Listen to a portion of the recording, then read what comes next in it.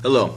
In this video segment, we will be talking about European immigrants throughout the stated eras mentioned in the previous video.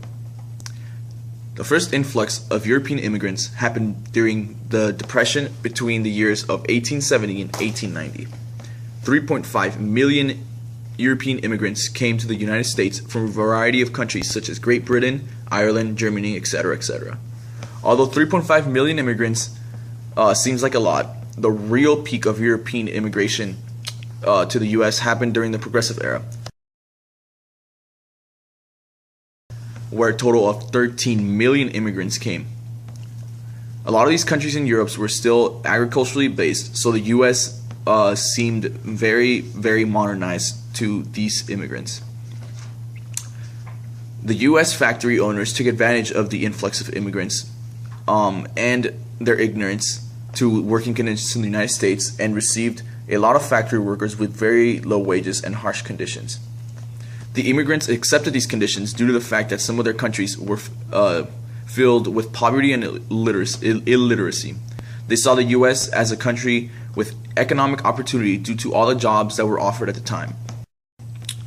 Although the opportunities that the European immigrants received when they migrated to the United States may seem insignificant to us, to them, it was a large upgrade to their social status.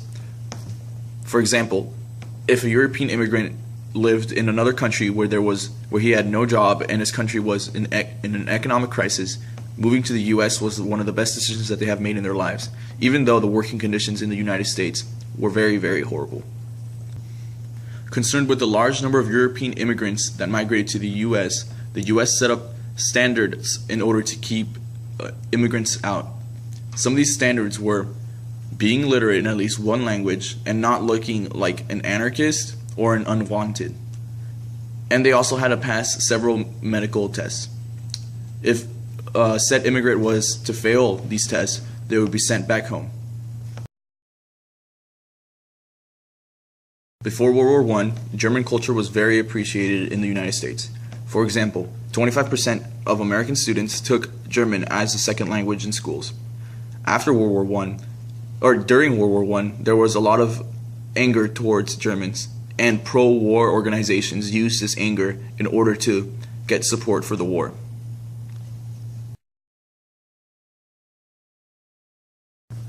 During the 1920s, there were Americanization programs in order to adjust lifestyle for immigrants to be more American, with American ideals.